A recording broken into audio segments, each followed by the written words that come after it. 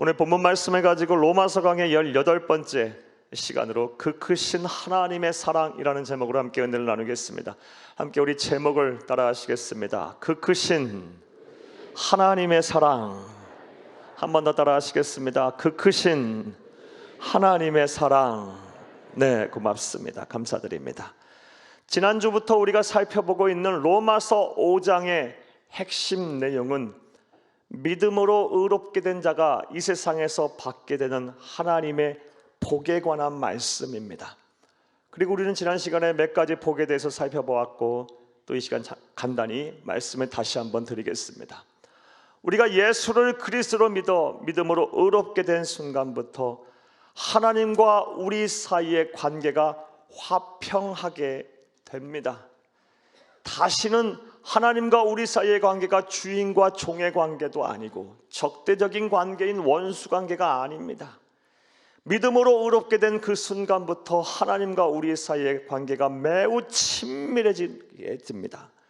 심지어 부모와 자녀 간의 관계로 극상하게 됩니다. 사랑하는 여러분, 이것이 의미하는 바가 무엇입니까?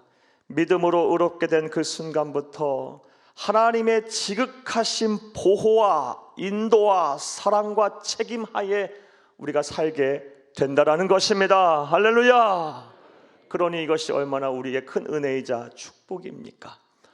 또 우리가 믿음으로 말미암아 의롭게 된 순간부터 사랑하는 여러분, 우리는 믿음으로 서 있을 수 있는 은혜 속에 들어가 하나님의 영광을 바라고 즐거워할 수 있게 됩니다. 믿음으로 서 있는 은혜 속에 들어간다는 것은 예수 그리스도의 공로를 의지하여 우리가 믿음을 가지고 예수님의 이름으로 기도하게 되면 언제 어디서나 하나님과 직접적인 소통을 이룰 수가 있다는 것입니다. 쉽게 말해 기도할 수 있는 특권이 우리에게 생기게 됐다는 것입니다. 그래서 우리가 기도하게 되면 하나님께서 응답하셔서 하나님의 영광을 바라고 즐거워할 수 있게 된다라는 것입니다. 사랑하는 여러분, 기도와 기도 응답의 특권은 성도들에게만 주신 하나님의 은혜이자 축복입니다. 사랑하는 여러분, 이 기도와 기도 응답의 특권을 하나님의 나라 가시는 그날까지 잘 활용하셔서 이 세상 사는 동안 하늘의 신령한 복을 받고 땅의 기름진 복을 누리는 여러분들이 다 되길 간절히 주의 이름으로 축복합니다. 나아가 우리가 예수를 그리스도 믿어 하나님의 자녀가 된 그 순간부터 우리에게 또 다른 복이 임하게 되는데, 환난 중에 소망을 잃지 않고 즐거워하게 된다라는 것입니다. 사랑하는 여러분, 신자와 불신자의 큰 차이는 환난과 고난을 대하는 태도와 자세에 있습니다. 진정 그리스도인, 예수를 그리스도 믿어 구원을 받은 하나님의 백성, 하나님의 자녀는 환난과 고난 중에서 쉽게 낙심하지 않습니다. 환난과 고난에서 소망을 잃지 않습니다. 오히려 기뻐하고 즐거워할 수가 있습니다. 왜냐하면 환난과 고난 속에서 하나님은 우리를 내버려 두지 아니하시고 우리를 가르치시고 우리를 훈련시키셔서 이전보다 더 단단하고 더 강하고 더 성숙한 그리스도인으로 만들어 가시기 때문입니다. 무엇보다 환난과 고난을 우리 하나님과 함께 믿음을 가지고 잘 지나가게 되면, 보내게 되면 하나님께서 이전과는 비교할 수 없는 영광을 우리에게 보여주실 것이기 때문입니다. 그러하기에 우리는 그리스도인들은, 예수를 그리스도 믿어 믿음으로 말미암아 의롭게 된 자들은 환난 속에서도, 환난 중에서도 소망을 잃지 않고 즐거워할 수가 있습니다. 사랑하는 여러분, 혹시 지금 환난 중에 계십니까? 인생의 고난 중에 계십니까? 소망을 잃지 마시고 우리 주님과 함께 이 고난을 환난을 잘 이겨내시기를 간절히 주의 이름으로 축복합니다.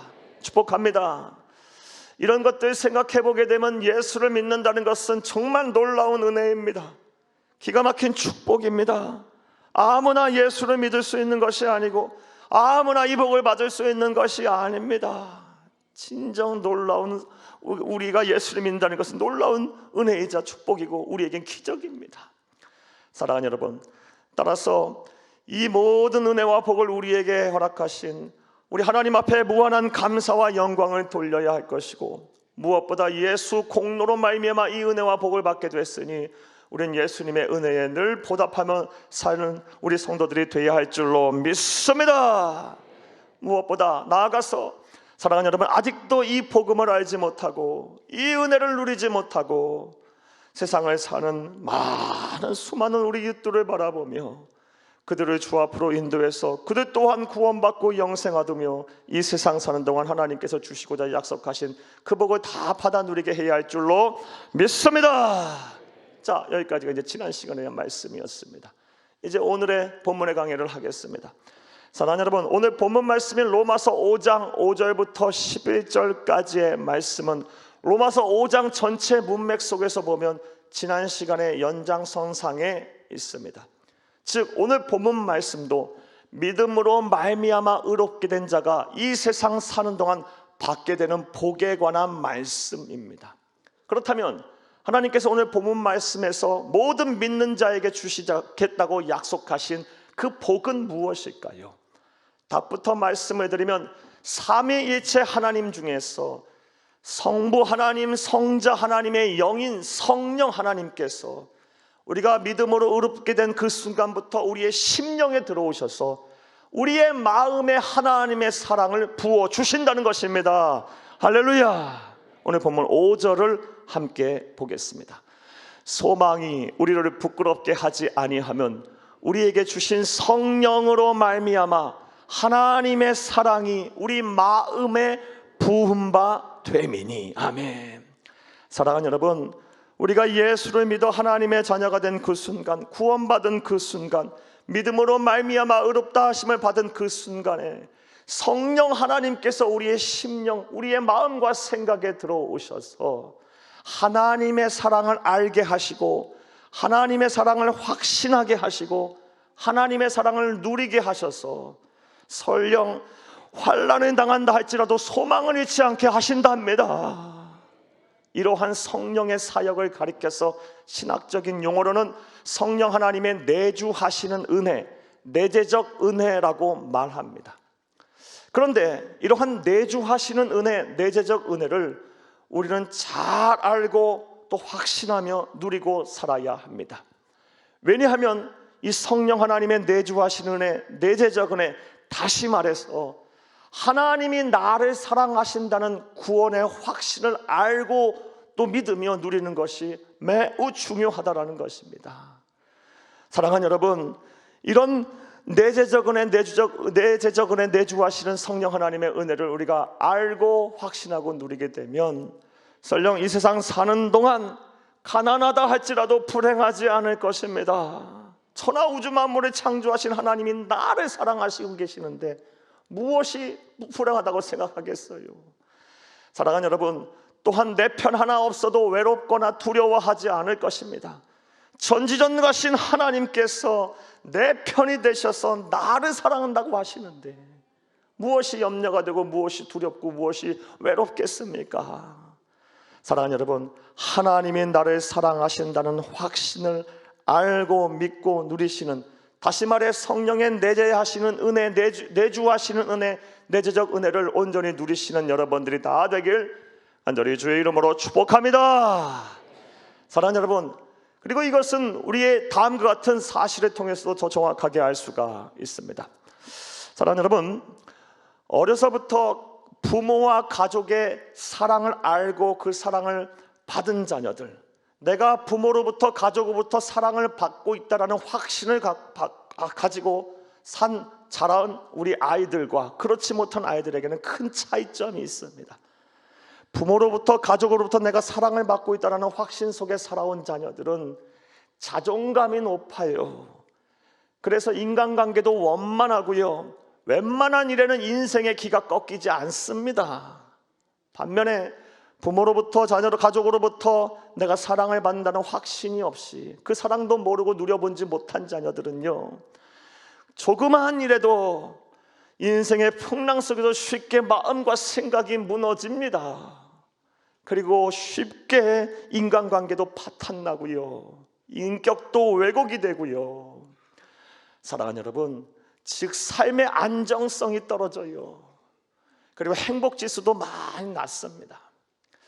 따라서 사랑하는 여러분, 내가 사랑을 받고 있다는 확신을 갖고 사는 거, 어른아이나 장년이나 노년에 이르기까지 그 누구도 마찬가지예요. 내가 지금 사랑을 받고 있다는 확신을 갖고 사는 거, 내 삶의 안정성과 행복을 위해서 매우 중요한 것입니다. 이것은 신앙생활도 마찬가지입니다. 우리의 신앙의 대상이 되시는 하나님께서 나를 사랑하신다는 확신, 이것을 알고 믿고 누리는 사람은 애가 여지간한 일에는 구원의 확신이 흔들리지 않아요. 사랑하는 여러분, 설령 기도 응답이 이루어지지 아니하고 하느님마다 되지 않는다 할지라도 하나님이 나를 사랑한다는 확신이 분명한 사람은요, 쉽게 낙심하지 아니합니다. 하나님의 때를 잠잠히 기다릴 줄 압니다. 사랑하는 여러분, 부디 말씀을 들으시는 모든 우리 성도님들, 하나님이 여러분을 사랑한다는 것을 알고 그 그것을 확실하게 믿으며 누리며 사시는 여러분들이 다 되길 간절히 주의 이름으로 축복합니다. 그런 의미로 볼 때 오늘 본문 말씀은 우리에게 매우 의미가 있습니다. 왜냐하면 본문 말씀을 통해서 우리는 하나님께서 우리를 얼마나 사랑하시는지 잘 알 수가 있기 때문입니다. 감히 하나님의 사랑의 크기와 깊이를 가늠해 볼 수가 있습니다. 자, 그렇다면 이제부터 생각을 해보겠습니다. 하나님은 우리를 얼마나 사랑하실까요? 하나님은 얼마나 우리를 사랑하실까요? 본문에서 우리에게 하나님은 어떻게 어떤 사랑을 우리에게 보여주시고 계실까요? 자, 이제부터 따라하시겠습니다. 첫째로, 그게 따라하십니다. 첫째로, 하나님은 우리가 당신을 알지 못해 외면해도 사랑하십니다. 하나님은 우리가 하나님을 알지 못하고 하나님을 외면해도 하나님은 죽기까지 우리를 사랑하셨고 하시고 계시고 앞으로 하실 것입니다. 오늘 보면 6절을 함께 읽겠습니다. 우리가 아직 연약할 때에 기약대로 그리스도께서 경건하지 않은 자를 위하여 죽으셨도다. 아멘. 하나님은 우리가 아직 연약할 때에도 우리를 사랑하셔서 죽기까지 사랑하셔서 당신의 아들 독생자 예수 그리스도를 우리에게 보내주셨고 그가 우리를 위하여 죽으셨어요. 사랑하는 여러분, 우리를 사랑하셔서 그의 아들을 우리에게 아낌없이 내어주셨어요. 자, 그렇다면 여기서 말하는 연약할 때란 어느 때를 말하는 것일까요? 우리 한국어로 번역된 연약한이라고 번역된 헬라어 원어는 아스데논이라는 단어입니다. 이 아스데논이라는 단어는 이 전혀 알지 못하다, 그래서 무시하다, 경계하다라는 뜻의 아스데나스에서 파생된 형용사입니다. 그러니까 연약한 때는 언제를 말합니까? 하나님을 전혀 알지 못할 때, 그래서 하나님을 무시하고 하나님을 경계할 때, 그때도 하나님은 변함없이 우리를 사랑하셔서 독생자 예수 그리스도를 아낌없이 우리에게 내어주시고 우리를 구원하셨다라는 것입니다. 할렐루야. 하나님을 알지 못해서 영적으로 무지해서 그를 섬기지도 않고 예배드리지도 않고 그를 믿지도 아니한 그때에도 하나님은 우리를 사랑하셔서 죽기까지 사랑하셔서 그의 아들을 우리에게 주셨다는 것입니다. 사랑하는 여러분, 그러니 이 사랑이 얼마나 크고 위대한 사랑입니까? 사랑하는 여러분, 한번 생각을 해보세요. 여러분을 알지 못하고 그래서 여러분을 경계하고 여러분을 무시하는 사람, 여러분 사랑할 수 있습니까? 아니, 죽기까지 사랑할 수 있습니까? 이건 쉬운 일이 아니에요. 나를 알지도 못하면서 막 나를 경계하고 무시하고 외면하는 그 사람 사랑한다는 것은 쉬운 일이 아니에요. 하지만 하나님은 그런 사랑을 우리에게 하고 계시고 앞으로도 하실 거예요. 이와 관련해서 다음 같은 이야기를 여러분에게 좀 들려드리겠습니다. 설교를 준비하다가 어느 목사님의 설교집에서 이 목사님 목회하시는 곳에서 함께 신앙생활하시는 어느 한 안수 집사님의 이야기를 듣고 읽고 큰 감동을 받아 여러분에게 소개하려고 합니다. 이 안수 집사님은 서울의 어느 한 대학의 총장님이셨답니다.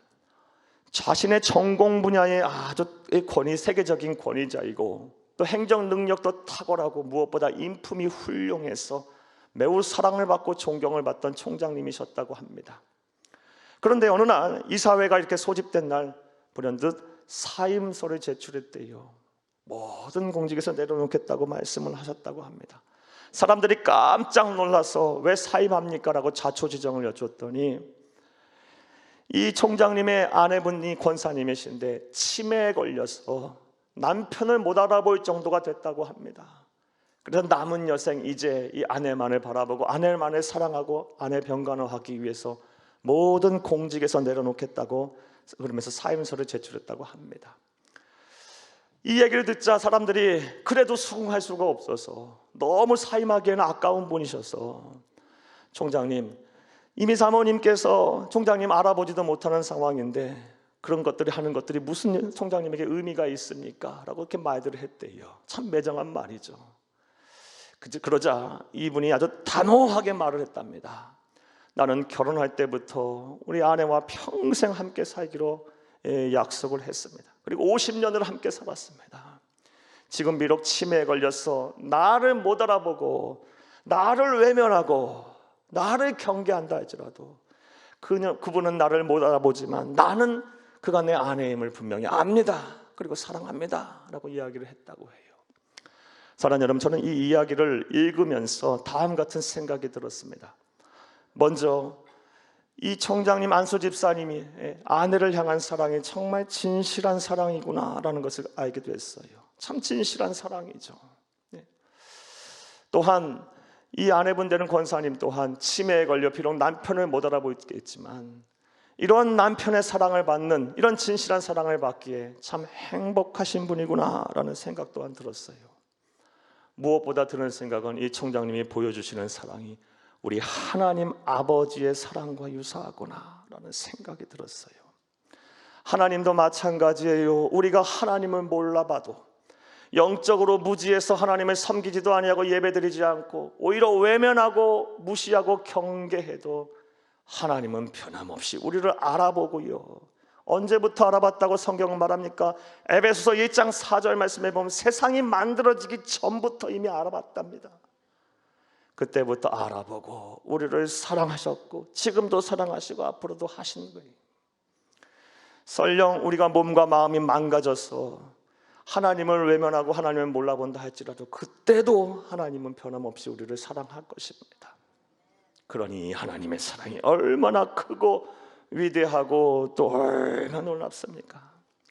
사랑하는 여러분, 이제 이 하나님의 사랑 안에 거하시고 이 사랑을 하나님의 사랑을 확신하시며 이 하나님의 사랑을 누리시는 여러분들이 다 되기를, 또 전하시는 여러분들이 되기를 간절히 주의 이름으로 축복합니다. 축복합니다. 사랑하는 여러분, 오늘 본문 말씀에서 하나님 보여주시는 하나님의 사랑, 어떤 사랑입니까? 하나님은 우리가 하나님을 몰라봐도 하나님을 알지 못해도 그래서 외면하고 경계하고 무시해도 변함없이 우리를 죽기까지 사랑하셨고 하시고 계시고 앞으로도 하실 것입니다. 사랑하는 여러분, 또 오늘 본문 말씀을 통해서 알 수 있는 하나님의 사랑은 어떠할까요? 우리를 향한 하나님의 사랑은 어떠할까요? 따라 하시겠습니다. 둘째로, 하나님은 우리가 죄를 범해도 변함없이 사랑하십니다. 하나님은 우리가 죄를 범해도 변함없이 우리를 사랑하셨고 하시고 앞으로도 하실 거예요. 오늘 본문 8절을 함께 보겠습니다. 우리가 아직 죄인 되었을 때에 그리스도께서 우리를 위하여 죽으심으로 하나님께서 우리에 대한 자기의 사랑을 확증하셨느니라. 아멘. 연약할 때도 사랑하셨고 죄인 되었을 때에도 하나님은 우리를 사랑하셨어요. 그래서 아낌없이 우리를 구원하시기 위해서 독생자 예수 그리스도를 우리에게 내주셨습니다. 사랑하는 여러분, 우리가 사회적인 질서와 법을 어겨서 죄인으로 지탄을 받고 또 윤리도덕적으로 타락해도 하나님은 우리를 변함없이 사랑하시는, 심지어 하나님의 말씀에 불순종해서 하나님의 마음을 아프게 해도 하나님은 우리를 변함없이 사랑하시고 죽기까지 사랑하시는 분이에요. 그러니 이 하나님의 사랑이 얼마나 크고 깊고 위대한 사랑입니까? 사랑하는 여러분, 이 사랑 안에 이 사랑 안에 여러분 들어오세요. 이 사랑을 누리세요. 이 사랑 안에 거하세요. 이 사랑을 확신하시기를 간절히 주의 이름으로 축복합니다. 하나님의 사랑, 우리가 비록 죄인이라 할지라도 변함없이 사랑한다는 이 하나님의 사랑, 성경에서 그 찾는 거 그렇게 어렵지가 않습니다. 여러분 예를 한번 들어드릴게요. 여러분 잘 아는 예입니다. 요한복음 4장 말씀을 보게 되면 사마리아의 수가성의 여인을 만난 우리 예수님의 이야기가 나옵니다. 우리 예수님이 만난 요한복음 4장에서 만난 예수님의 만난 사마리아 수가성 여인은 어떤 여인이었습니까? 남편을 5번이나 갈아치우고 지금도 살고 있는 남자가 남편인지 아닌지 모르는 정도로 성적으로 타락한 간음죄를 지은 여인입니다. 당시 율법으로는 이런 간음죄를 정도 짓게 되면 돌에 맞아 죽어야 되는 거예요. 그래도 아무런 이상이 없는 사람이었던 거예요. 그래서 이 여인 사람 만나기가 두려워서 무더운 날씨 때문에 밖에 출입을 할 수 없어 정오 시점에는 사람들 다 오수 낮잠을 자는 그때에 사람 만날까 두려워서 몰래 살기 위해서 우물에서 물길로 왔던 거예요. 그러한 그녀를 우리 예수님께서 만나셨어요. 예수님께서 그 여인을 만나는 그 시점까지 예수님은 그냥 우연히 만난 것이 아니라 철저한 의도와 계획을 가지고 아주 노력을 많이 하셨음을 알 수 있어요. 이는 요한복음 3장과 요한복음 4장의 그 행간을 보면 알 수가 있어요. 사랑하는 여러분, 요한복음 3장의 공간적 시간적인 배경은 남유다 왕국 예루살렘 인근이에요. 그리고 밤입니다. 그곳에서 유대 관원이었던 니고데모를 만났어요. 그리고 그의 거듭남의 비밀을 말씀해 주셨어요. 그리고 나서 요한복음 4장은 그 다음 날 정오예요. 정오. 예루살렘부터 사마리아 수가성까지는 거리가 멀어요. 밤새 쉬지 않고 달려와야 돼요. 예수님은 이 여인 만나려고 의도를 가지고 계획을 가지고 밤새 쉬지 않고 달려와서 이 여인 정오에 만난 거예요. 만약에 그런 예수님의 행보를 바리새인들과 서기관들이 보거나 듣거나 했었으면 예수님의 생명이 위태로울 수 있어요. 그렇지 않아도 예수님 잡아 죽이려고 어떤 꼬투리를 잡을까 하는 시점에 그런 간음죄를 지은 율법을 어긴 그 여인과 함께 했다는 그 모습을 보기만 하고 듣기만 했어도 예수님은 직결 돌에 맞아서 그 여인과 함께 죽을 수도 있었어요. 그러나 예수님에겐 그것이 아무 중요치가 않았어요. 그런 것 아랑곳하지 않았어요. 그 여인은, 사마리아 수가성의 여인은 비록 여러 간음죄를 짓고 성적으로 타락하여 사회의 지탄을 받고 사회에 버림받은 여인이었지만 하나님 아버지의 눈에는 그렇지 않았던 거예요. 천하보다 귀한 영혼이었던 거예요. 너무나도 사랑스러운 구원받아야 될 딸이었던 거예요. 그래서 생명의 입을 무릅쓰고 밤새 달려와서 그 여인을 만나시고 영원히 목마르지 않은 샘물인 구원의 확신을 주시고 다시 살아갈 힘과 능력을 베풀어 주셨어요. 소망을 갖게 하셨어요. 아무리 죄를 졌다 할지라도 하나님은 변함없이 죽기까지 사랑해요. 사랑하는 여러분, 따라서 우리가 아무리 죄를 졌다 할지라도 하나님을 떠나시면 안 됩니다. 하나님 앞에 돌아오시면 됩니다. 회개하고 그 하나님의 품에 돌아오시면 됩니다. 그럼 70번에 7번씩이라도 용서하시며 사랑하시는 그 하나님께서 또 여러분을 받아주실 것이고 여러분을 변함없이 사랑하실 것이며 다시 살아갈 힘과 용기와 믿음을 주실 것이고 제2, 제3의 기회를 거듭해서 주실 줄로 믿습니다. 믿습니다. 하나님은 어떤 사랑을 우리에게 주시는 분이십니까? 우리가 죄를 졌다 할지라도 변함없이 죽기까지 사랑하시는 분이십니다. 또 오늘 본문 말씀을 통해서 알 수 있는 하나님의 사랑 어떠할까요? 따라하시겠습니다. 셋째로, 하나님은 우리가 당신을 대적해도 죽기까지 사랑하십니다. 이런 사랑을 우리에게 보여주고 계세요. 오늘 보면 10절을 함께 보겠습니다. 곧 우리가 원수 되었을 때에 그의 아들의 죽으심으로 말미암아 하나님과 화목하게 되었은즉 화목하게 된 자로서는 더욱 그의 살아내심으로 말미암아 구원을 받을 것임이니라. 아멘. 언제 우리를 구원하셨다고 해요? 예수 그리스도를 언제 보내셨다고 합니까? 원수 되었을 때에, 연약할 때에도 사랑하셨어. 죽기까지 사랑하셔서 그의 아들을 우리에게 주셨고, 사랑하는 여러분, 죄인 되었을 때도 그리하셨고 심지어 원수가 되었을 때도 하나님 그렇게 하셨고 하시고 계시고 앞으로도 하실 거예요. 하나님과 원수된 사람은 하나님을 향해 적개심을 가진 사람이에요. 그래서 하나님의 실존을 부인하고 성경을 하나님의 말씀임을 부정하며 주의 몸된 교회와 성도를 핍박하고 대적하는 사람들을 말해요. 교회에 대해서 아주 못마땅하게 생각하는 사람, 그런 불신자들, 그런 불신앙을 가진 사람들을 말해요.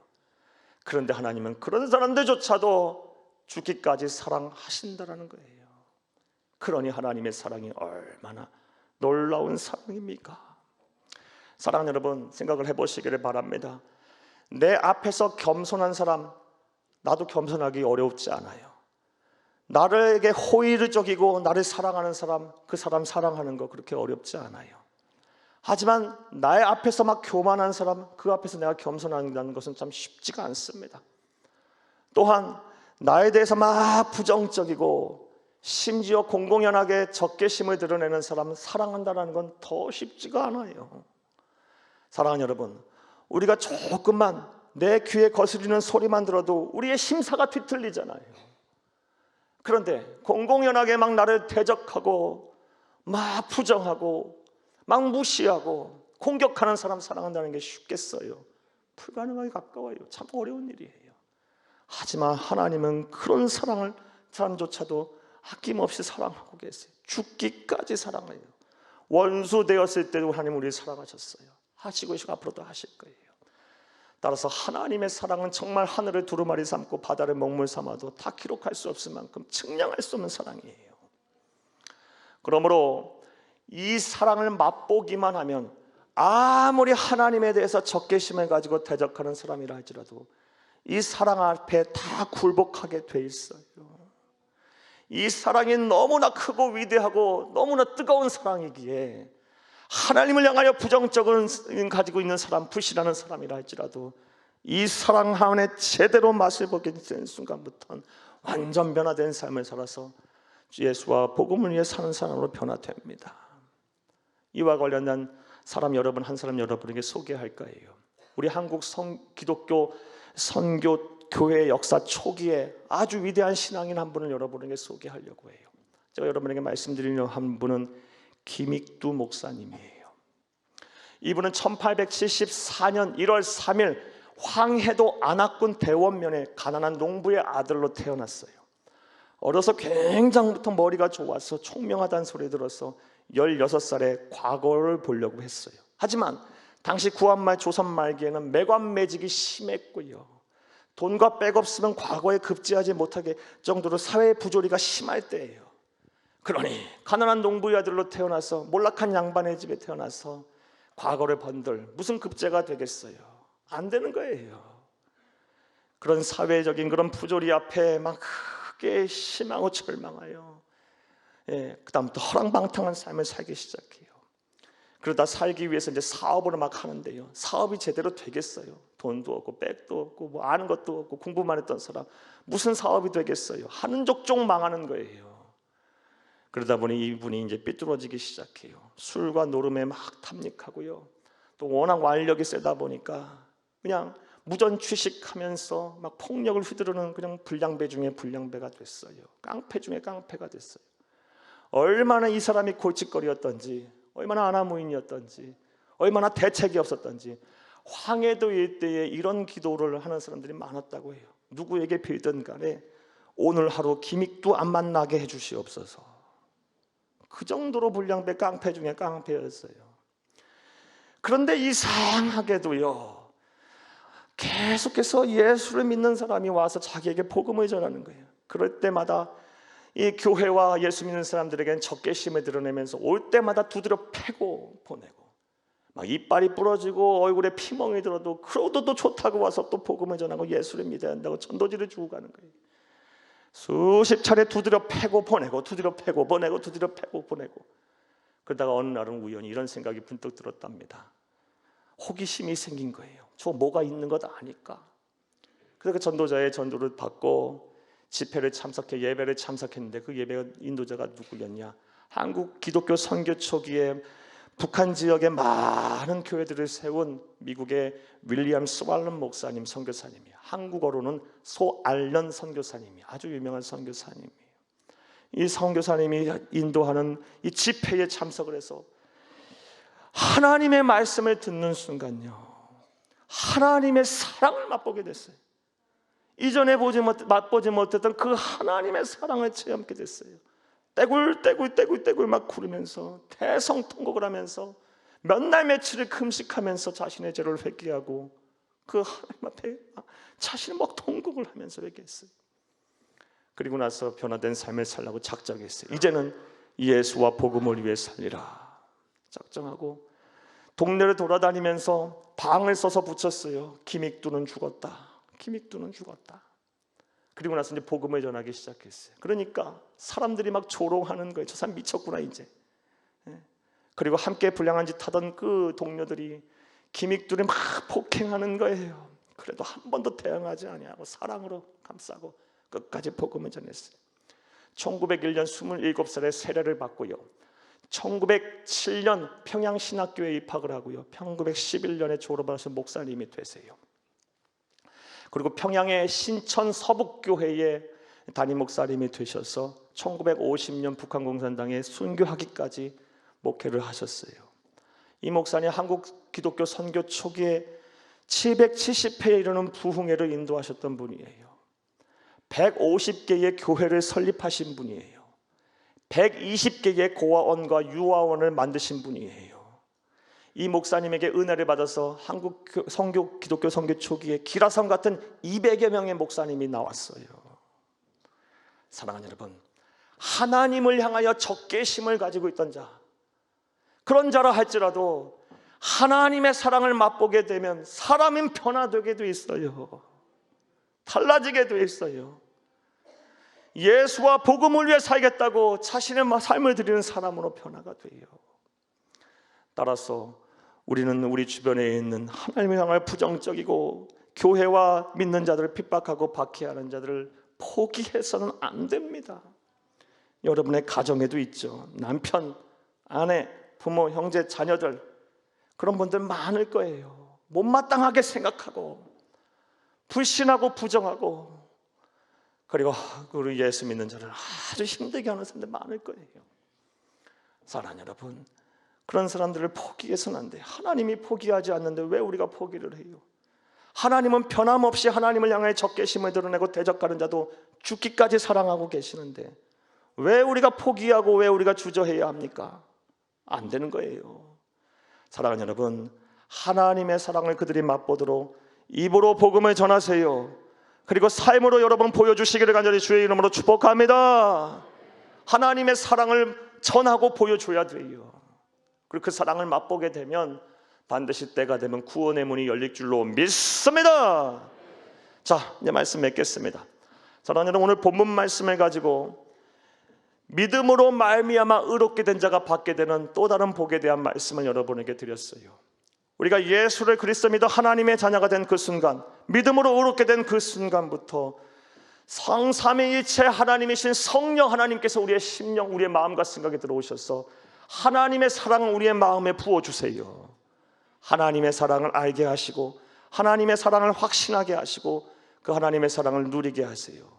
그리고 그 성령 하나님께서 부어주시는 하나님의 사랑이 어떠한 사랑인지 그 크기에 대해서, 깊이에 대해서 말씀을 오늘 드렸어요.